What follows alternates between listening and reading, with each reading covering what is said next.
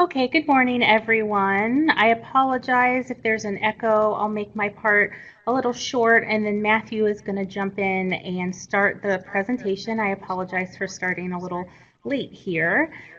This is Courtney Allison. I'm the Southeast Regional Coordinator from the Indiana State Library. Our presenter this morning is Matthew Stephenson.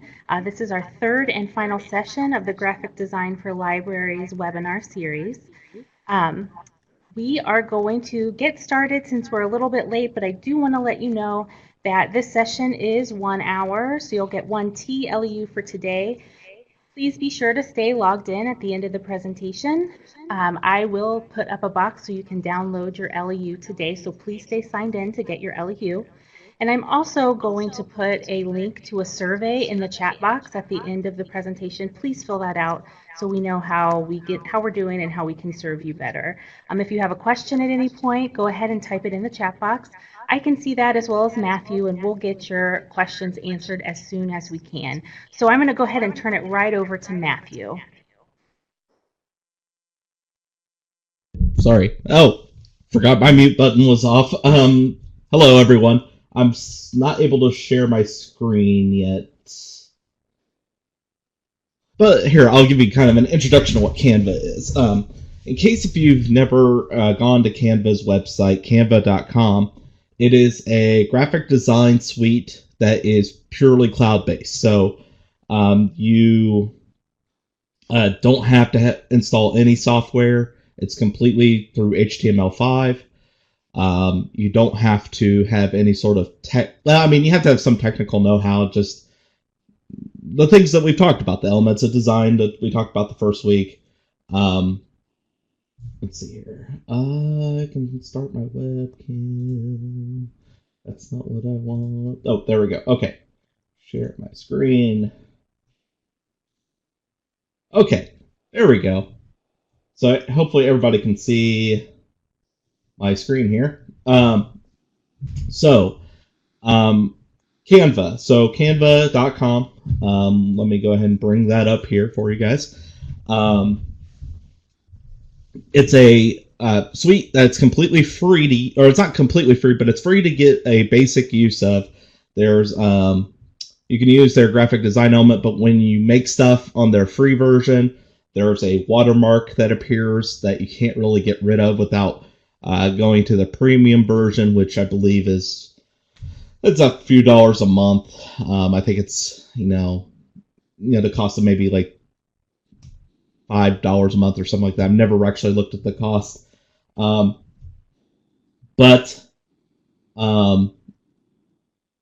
if as a nonprofit, you're able to get the premium version of Canva for free. Which is a great thing for a small and medium-sized library.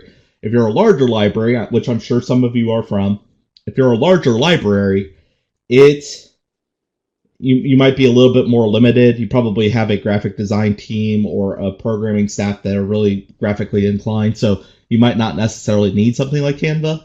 But for a small and medium-sized library like my library, it's really good because when you register, let me bring up the website here. When we send out the materials for this webinar, there'll be links to where to sign up for Canva for nonprofits, how to apply for it, what kind of information you're going to need, as well as some templates, places where you can find templates and some tutorials. So Canva for nonprofits is the premium version of Canva, but it's free for nonprofit use. And I think some people get scared because they see that when they go to apply now, it's like, hey, apply for nonprofit. You get to it's Canva for Work, which is their premium version, for team sizes of 10 members or less, which is perfect for a nonprofit, a smaller, medium-sized nonprofit like a library. When you fill out this application, you have to attach tax documentation, which is simply the tax exempt form. Some people get scared because when they look at the required documentation, they see that it's supposed to be a 501c or 501c3 organization, which libraries are not. Don't be scared by that. I think they do that just because 95% of who they're covering are 501c3s. If you upload a tax, just your tax exempt forms, they should be able to work with you. We at my library, my director said it was like the most painless thing she's ever had to do as far as getting signed up for something for tax exempt. Seriously, it was like we uploaded the information and the next day we had Canva for Work. Now, the way Canva for Work works is you're going to have an organization level. So let me sign in and so I can show you. So I'm going to log in. I have my login here with my library address, library email address. When I go to log in, and for some reason it forgot my email. I was like, did it forget my password?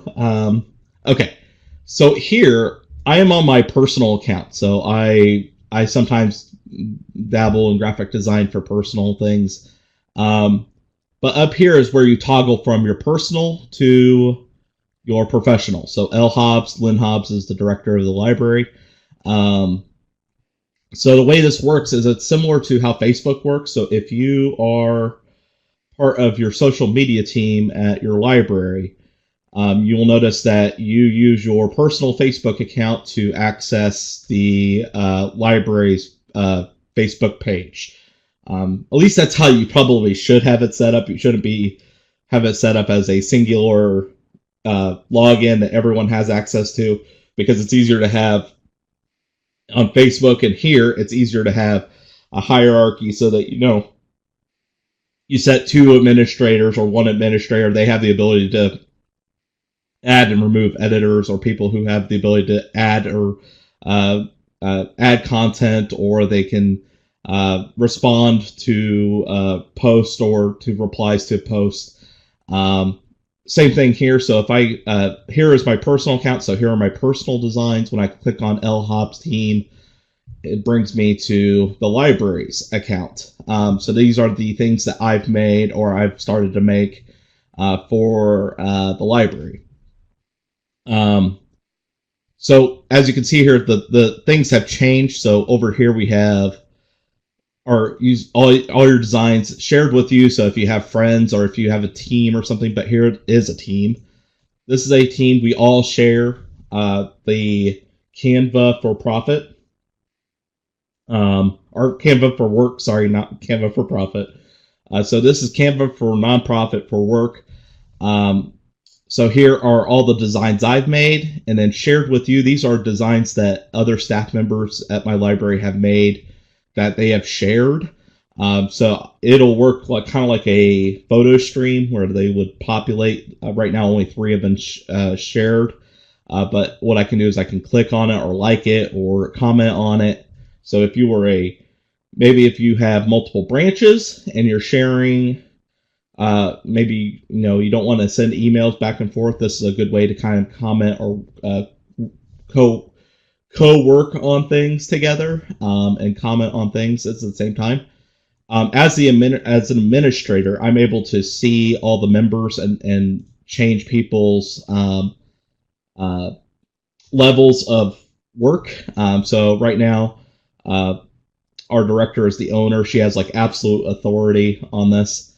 I'm an administrator, so I have the ability to add and subtract members or designers. So members can create things, but they can't create templates. It's basically how that works. Your brand over here. This is where we can create a color palette. So if you if you took the first webinar 2 weeks ago, you saw different tools that I've shown, or different tools that you can do to create a color palette. So here we have a website color palette. So this is the palette that we use for our website. This is the primary palette. This is our logo palette. And then I created this for myself. This is my teen summer reading palette. So this is the colors I was working with primarily for summer reading this past year. We have already uploaded the logos, so we don't have to constantly upload that file into our work. So it's already uploaded to the cloud. So even if we're working from home or if we're working on a laptop, we don't have to have access to a shared drive or anything like that. We have access to it right here through Canva. I do not know, before I get the inevitable question, I do not know how much storage you have for Canva. I'm assuming when we go to upload, it'll eventually tell you you can't upload anymore. But we have not had that to be the case yet because we only have 6 pictures uploaded. Here are font suggestions, so we can dictate the standard fonts for headings, subheadings, and body text. So if we discussed last week when we were talking about GIMP that some libraries and some designers, graphic designers, have problems with utilizing too many fonts or too few fonts. This is a good way to kind of decide as an organization what fonts you're going to use, and that these are the fonts that we're going to stick to unless it's a certain circumstance. So similar to if you have, if you use any sort of tool for your website creation, so if you have something like, or if you have something like Constant Contact for your mailings or your email distribution, you can set standards for your font so that people would have to go in and change the font. Unless they the standard fonts will come up when they pick heading or subheading. You can also upload fonts. So a lot of the fonts that you'll see from fonts.google.com, which we visited last week, a lot of the popular fonts that you see in Google Fonts are actually already in Canva. So Open Sans, Lado, Oswald, these fonts are already located in Canva.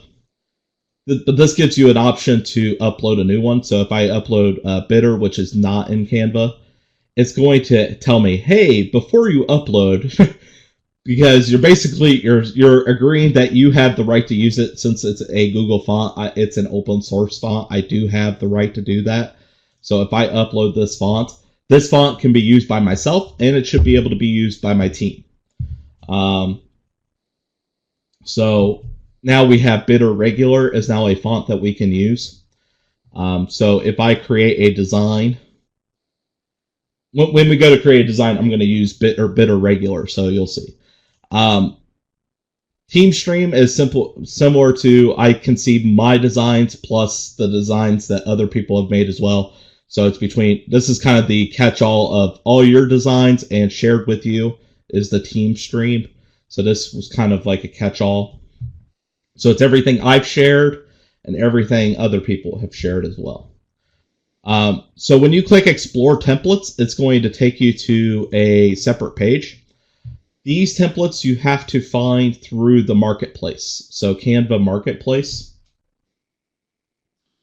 Canva Marketplace is a location for templates that other people have made. So this is kind of like the great brain of Canva. This is all the people who use Canva probably on a fairly regular basis, creating designs and templates. Some of these are most of them are probably actually created by Canva themselves. But some of these, I believe, are also created by just people like you and me. So if I click on Pink Petals Spa Birthday Party Invitation, and then it gives me the option. So this was created by Rachel and Mendoza. If I click Edit this template, it's going to take me into Canva where I can change this. Now, you'll see here that Canva has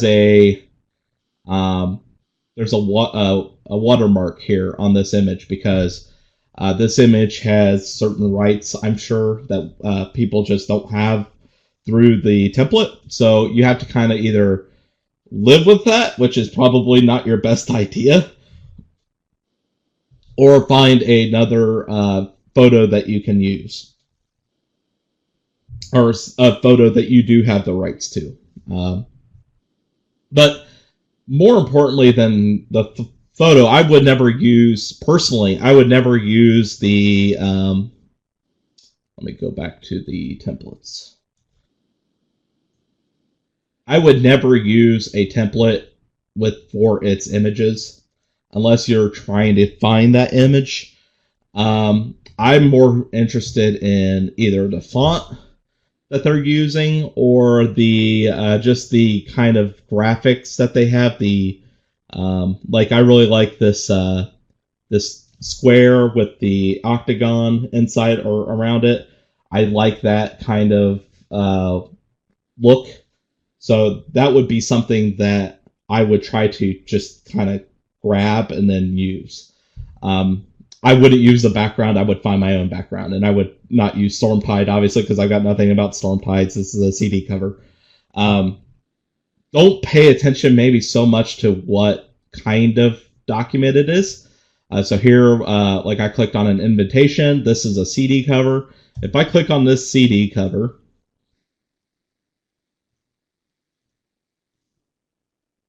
and I click edit this template, I don't have to stick with a CD cover. I can change this. So similar to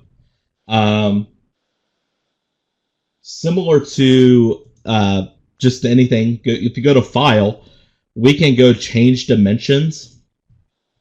And here are all the different variations that they have. So right now we're selected on album cover. We have marketing material, so these are like posters and real estate flyers and Facebook event covers and YouTube thumbnails and Etsy. I mean, obviously we're not probably going to be using this for Etsy, but or Twitch for that matter. But you know, we're mostly probably going to be working with US letter or presentation styles. So if I click US letter, boom, it changes it for me. It goes right from CD cover size to 8.5 by 11. It changed the background. It kind of centered this as well. That's as easy as it gets. And when I talked about 2 weeks ago in the elements of design, the importance of making sure that your designs are fit to the resolutions that you're using. So if you are working in an 8.5 by 11, you don't take an 8.5 by 11 and you try to stretch it out to a 16 by 9. It's not going to look correct. But here you can do that. So I can take this 8.5 by 11 because of Canva and the way that Canva works. I can change this right into a presentation size. And it does look right. It doesn't stretch the image into an inappropriate, like, it keeps the resolution proper. Okay. Does anyone have any questions before I continue on? We're already at almost 10:30, so. All right. So, let's start from scratch, and so you can see kind of what you can do from scratch without going into templates.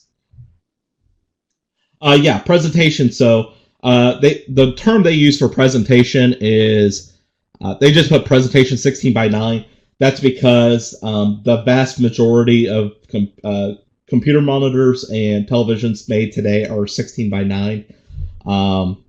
Very rarely do you find a monitor that's made today that's not 16 by 9. The only other aspect ratio that I know of is 22 by 9. And that's for a gaming monitor that you don't typically see. So they use 16 presentation kind of generically for anything that is that 16 by 9 ratio, which is 1080p. So if you go and you think about 1080p, that's the resolution that you're making. So if we create a new design. So when you first log into Canva, you have the option here to create design. You also have the option to use custom dimensions, which if you are creating something for maybe your website, so like for the library's website, the library that I work for, the Pendleton Community Library, Our banners on our webpage are 1170 by 200, which is a really odd resolution. I could create something and then kind of say, hey, I'm going to make it this custom dimension. Going from 1170 by 200, it's a lot easier just to do it here and start from scratch at 1170 by 200. But that's where you do that. You use custom dimensions. So if you know those dimensions, that's where you can enter that into. You aren't just limited, obviously, to these 10 designs. These are just the most common US letter presentation. So here's presentation, but not 16 by 9. This is your typical 4 by 3 presentation. So if you were to see this on a normal 16 by 9 screen, you'll have black bars on the left and right. So that's just all a matter of knowing what kind of screen you're showing your presentation on. More often than not, using a 16 by 9 is going to kind of be a better catch-all than the 4 by 3. Facebook post, Twitter post, Twitch banner, these are the most common that people are using. But you can click more, and this will give you a lot more options. We have the recommended, so these are based on what I've done in the past. Social media posts, so if you are working primarily with social media, you can do social graphics, which is kind of a catch-all, once again. Similar to presentation, it's kind of a catch-all graphic resolution that works for Facebook and Twitter and Pinterest and that kind of thing. Pinterest graphics, which tend to be a little bit narrower and longer, more like 8.5 by 11, but not quite. Facebook posts, which tend to be a little bit boxier. Then Tumblr graphics. Tumblr is blocked at my library, so I wouldn't even bother with that, obviously. But you have documents, so if you're doing things on paper, you might be more working with size of paper. Well, here you go. You have your US letter, you have letterhead, which is more typeface, magazine cover. So these are all 8.5 by 11. It's just what you're starting out with as far as graphics go. If you're doing infographics around your library, this is an infographic that you could use. But it goes on and on. Posters, so if you have a larger printer, you could have poster size. Gift certificates, these kinds of things. So what Canva is really good at is making things on the fly that you didn't necessarily need to know you needed to make. So if you need to make something very quick, Canva is a really good tool for that. So for our demonstrations, or for this demonstration, I'm just going to choose US Letter. US Letter goes right into creation. It opens another tab, so I can still get back. I can still get back to this if I need to. But here it brings up Canva layout. So all these things here you see that are free. These are free because of the fact that I have access to that Canva for nonprofits. If I did not have access to Canva for nonprofits, these I would have to pay for. These are things that probably would be a lot of these things are $1. Some things are actually more than that. So it's definitely, if you're wanting to start maybe thinking about use Canva, you want to go through. So we have a question here about Canva for nonprofit. So if you go.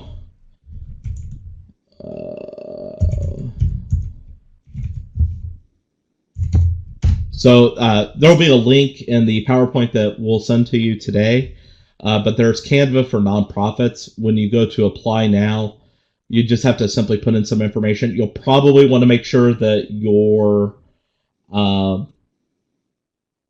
that either your business manager or an administrator, like a director or somebody, is filling out this application. It's probably for the best, so at least that they're the contact person for this. And then things like how many people would you like on your nonprofit account, they can probably come up with a better number than you might be able to. So just make sure that, and you have clearance to do this. I wouldn't do it without permission. So you have to fill out this information. You'll hit submit. They usually get back to you really quick. But like I said, the links to these pages here for the nonprofit will be in the PowerPoint that we'll send to you later today. When you create a design, it starts with a blank page, just like a publisher file or something in GIMP. But whenever you click a Canva layout, it's going to kind of populate with that. So if I click this, boom, here we go. We have this graphic here. We have save the date. We have Jillian and Lauren finally getting married. We got a date here. If I say, oh, I don't want that, it gives me also the color palette based on the image that I've chosen. So I have this green. If I want to change that green to this brown, I can. So the things that are in sometimes the things that you find in the templates are able to be changed based on color. So if I click happy hour, I can change that blue to like a yellow. Or I can change this yellow to that. So sometimes you'll notice that, oh, well, that might not look necessarily good with that yellow that's in these bottles and stuff like that. You can go in and you can individually change that to different colors. So maybe you're not wanting to make it happy hour, like happy hour. You maybe are wanting to find different graphics, but like I said, I don't ever really pick out the graphics, or sometimes I'll just find maybe one or two things that I like about something and go from there. So these are all happy hour stuff. So I know what people have been making a lot of happy hour stuff. So if you are creative and you want to kind of start from scratch, I highly suggest that. If you're not so creative and you're kind of short on time, I wouldn't necessarily start right through Canva. I would start with looking up those Canva templates. And you find those Canva templates through their marketplace, which is canva.com/templates. And this gives you, I think, a lot more options as far as finding something that you want to work from.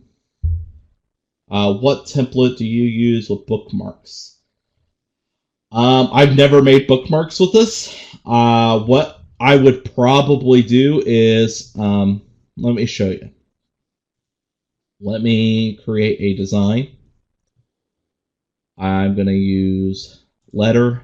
What I'm going to do is I'm going to basically flip this. So I'm going to go File, Change Dimensions, and I'm simply going to make this inverse of 11 by 8.5. So now we're working lengthways. And you'll notice that because now we're working with custom dimensions, there are no longer any layouts that really fit this because they don't have anything that is a landscape 8.5 by 11. But you can use these photo grids. These photo grids are at the bottom of every single design that you come up to. So if you if you're starting with a template and you scroll down the Canva layouts, you'll eventually get to these grids. And then what I would do is I would think, well, I want 5 per sheet. Well, there you go. There's 5. And then all you have to do, and you don't have to use the photos that are in Canva. So here we've been working with layouts this whole time. There is other options here as well. We can upload our own pictures and elements to Canva. But there are elements that come free with Canva. So there are grids, frames, illustrations, shapes, icons. These are very clip arty. The further, like this stuff here is kind of, so like lifestyle. There are images here, but some of these things are, like the illustrations are kind of clip arty. I tend to stay away from clip art. But if you are, let's say you're doing bookmarks for inspirational bookmarks, or maybe you're having somebody come and discuss something with you, you can drag these photos onto the bookmarks. Oh, I didn't quite make it. There we go. And then I had an extra one there. There we go. Okay. You can arrange this however. So how I got that was I simply double clicked on that photo, and then I can click, hold, and drag this to anywhere, and it shows me where it's going to crop, obviously. So it's going to crop everything that's kind of grayed out. And when I click this check mark up here, boom. And so I can do that with all of them. If you want to make it so they're all kind of a little bit different, you can. So this is a great way to kind of make bookmarks if you need to. Okay.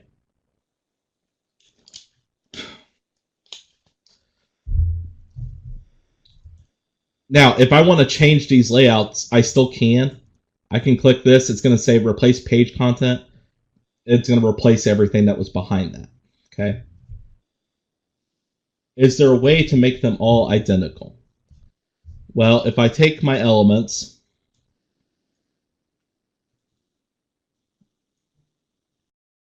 let me find an element that actually works. So let's go with this lighthouse.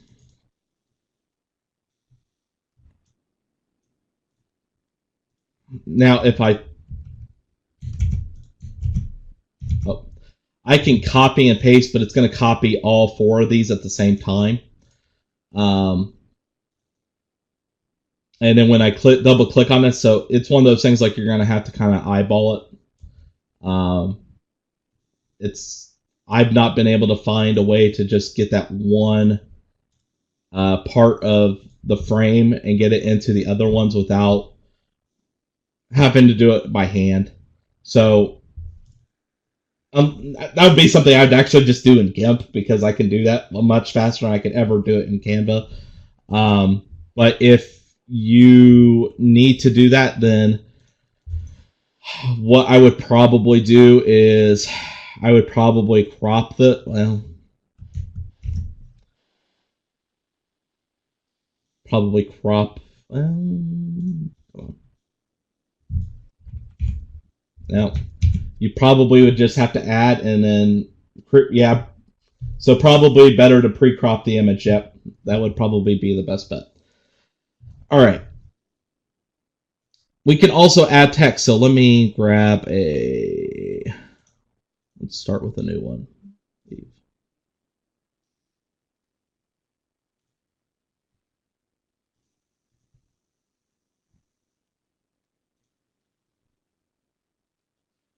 So here we have text already. Well, maybe I don't want this text. I just want the background.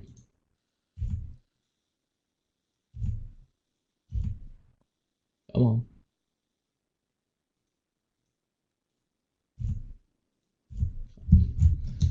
So it's a little fidgety for me. It might be my computer more than anything.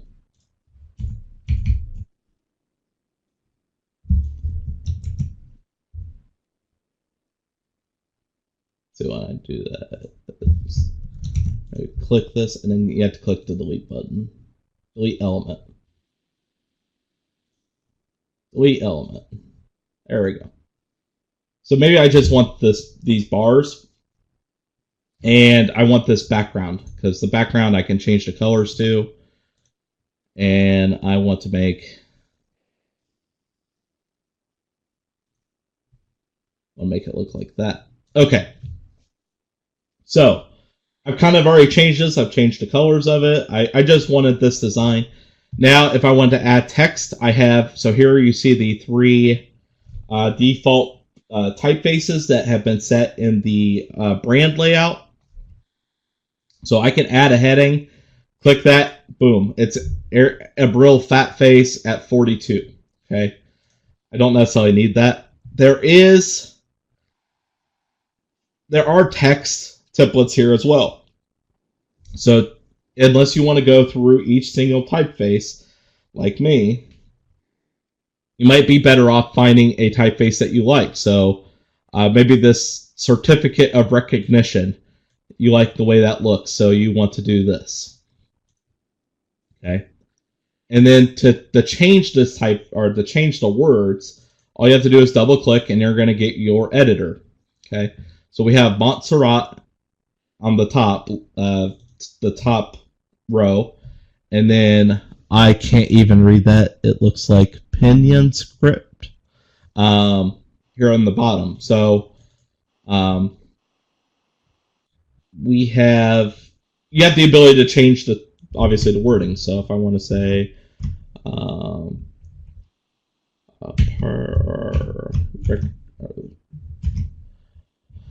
let's see, recognition of, or try to think of something to say here. Annual meeting of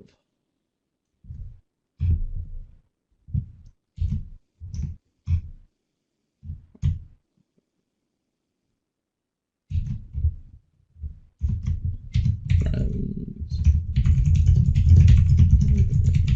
I have Friends of the Library on my mind right now. I've been working on a project for them.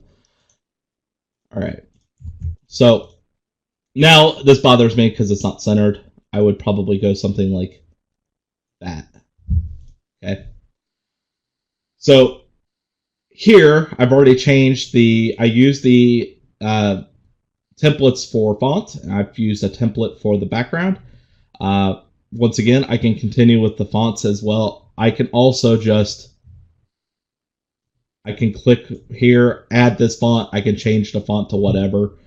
So Bitter Regular, I uploaded that font. And I changed that body font. The save fonts, so I don't know if the first of is necessary. It's just a demonstration. I'm not actually going to make this or use it for anything. So the fonts are already preloaded. The fonts come with a lot of open source fonts that are used through Google Fonts. So fonts that are common in Google Fonts are Lato. So you have the Lato family here. You also have Open Sans, the Open Sans family. Oswald, Oregano, these are fonts that you'll see on Google Fonts. Railway is one of my favorite fonts right now to use. So those fonts you can find. There are fonts that are on Google Fonts or that you can find that you have access to or the rights to that you can just upload into Canva. You can upload those through your... so I don't lose this. When you go to your brand over here, when you first log in, so here you're in your editor, but when you log in, you'll find your brand. You can upload fonts right here. So here I can say Friday. What's a Friday? And Friday the 6th. So Friday, October 6th, which I think is the actual meeting of the annual meeting of the Friends for my library. Friday, October 6th, 5 o'clock p.m. And then I can simply change the size like any other normal editor. It's a little bit too big. There we go. And because everything works in as a text box, you can simply kind of go like that. And then I could move these bars as well. So if I want to center them,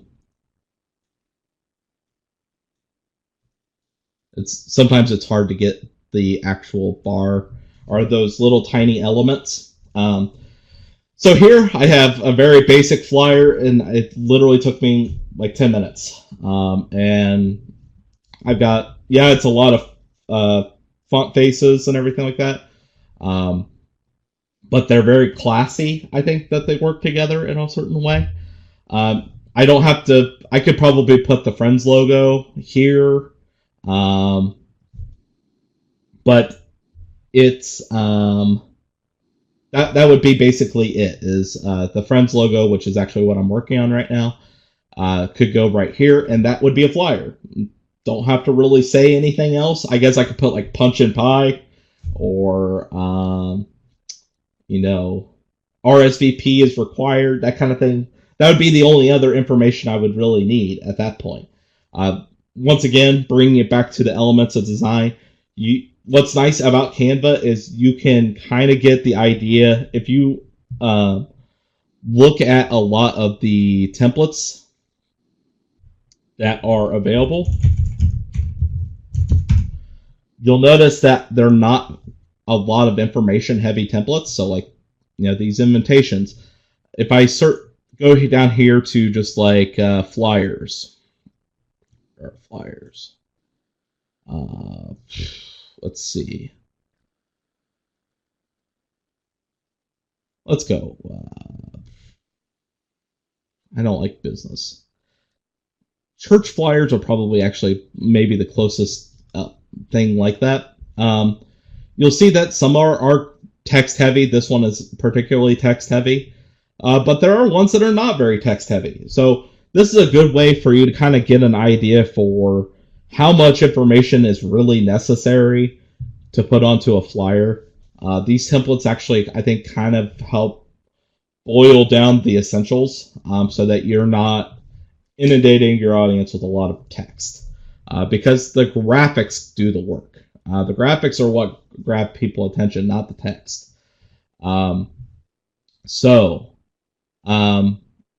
So here, all I would need to do is maybe a couple little pieces of information, minor pieces of information, a logo, and that might be all I need. Okay. Any questions, comments, concerns so far?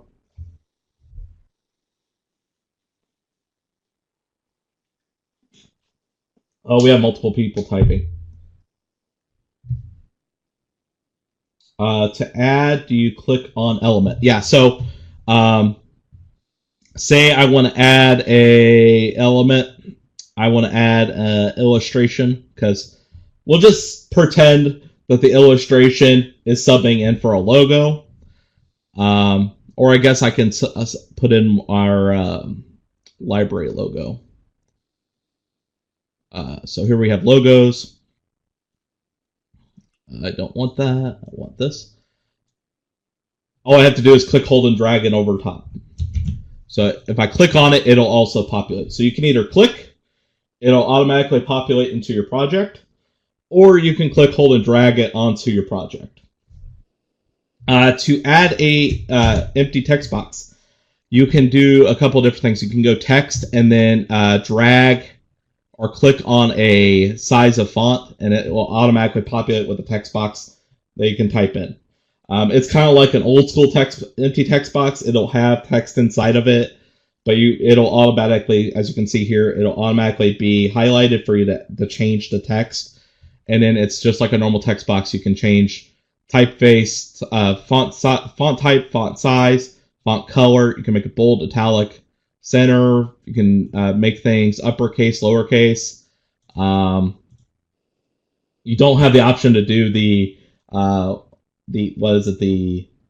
small caps. I like small caps sometimes, but that is not an option here, unfortunately. You can also adjust the letter spacing, letter height. You can make bullet points. You can also add transparency or remove transparency. Which is kind of helpful in you can also do layers. So this is working as layers. So the text is layered on top. So you can arrange your layers through a range, and I can move things behind or in front of. Okay. That's how this thing is working right now, I think. Because the graphic itself, if you see here, the graphic itself has a transparency right now around annual meeting, but you can see the transparency involved. So there are layers involved here. Getting to print. That's the last step here before we end the day. I would definitely do not try to print. real quick about text boxes. If you need to create a text box right away, oh, that's not it.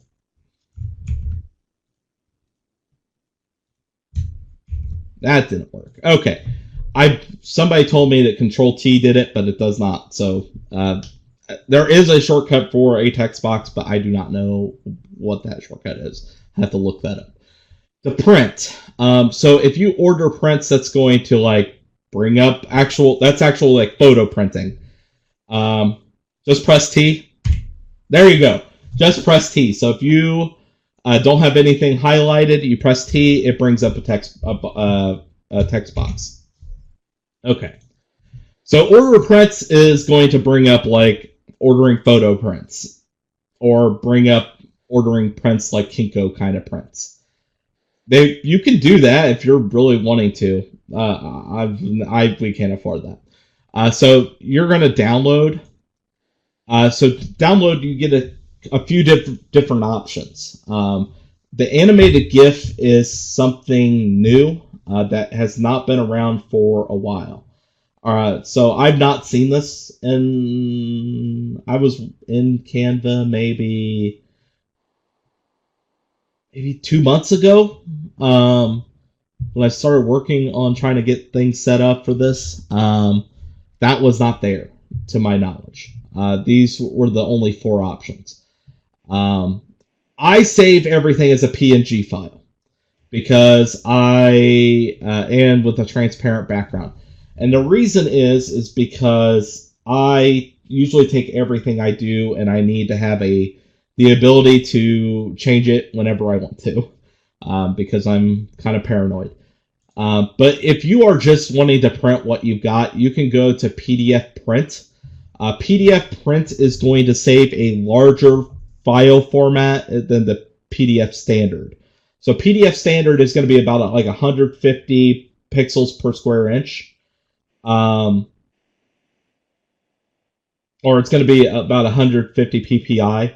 The print is going to be 300 ppi. So if you're printing, I would definitely print via PDF. If you're wanting to save a copy to be changed for later, I would use a PNG. Okay, because PDF, unless you know how to change PDFs, they're not necessarily the easiest thing to do. But PNG is something that you can use in any photo editor and change around. So PNG to save electronically, PDF to print on paper. I would stay away from JPEG. Just save it as a PNG. And then, so if you go PDF print, download, it's going to save your design. While it's doing that real quick, another nice thing is that if you get interrupted for whatever reason on Canva, Canva constantly saves what you're doing. So if you get disconnected in any way, it's going to save your work basically every time you make a change.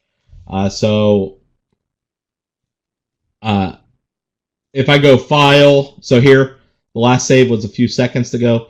If you want to ever make a change to this, and you're like, well, geez, I don't know if I want to make changes to this if it's going to save all the time. If you make a copy, it's going to make a copy of what you're doing for you to make further changes to it.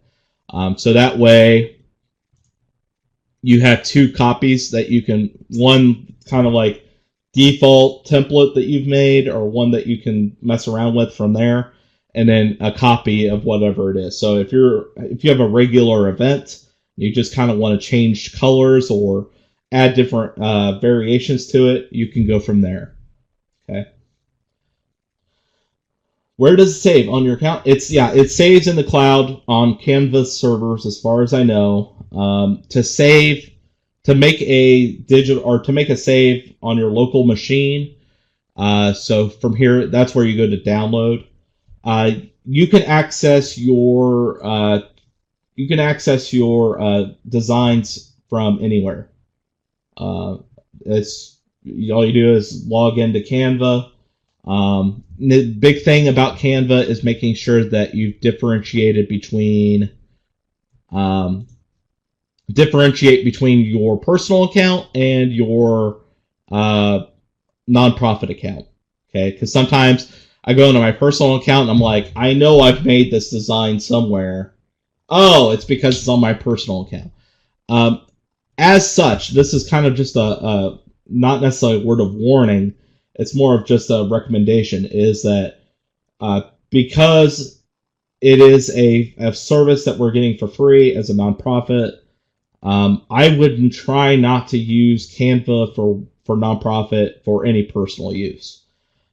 So even though I do graphic design and I don't typically use Canva for graphic design for personal use, I did create something and I was like, whatever, I'm not going to do this on my on the team page through the library. I'm going to do it on my personal account. And the reason being is that I don't want to take advantage of the free nature of a lot of the designs and templates and things like that. So you might feel differently, but I just wanted to let you know that I would not use that for personal use. I would only use this for library use. Any questions, comments, concerns so far? Okay. Oh, and if you happen to delete something, so if I delete that copy that I just made, I do have a trash that I can go, so you can see here all the things I've deleted over the time that I made stuff. Designs that have been trashed for 30 days will automatically be deleted.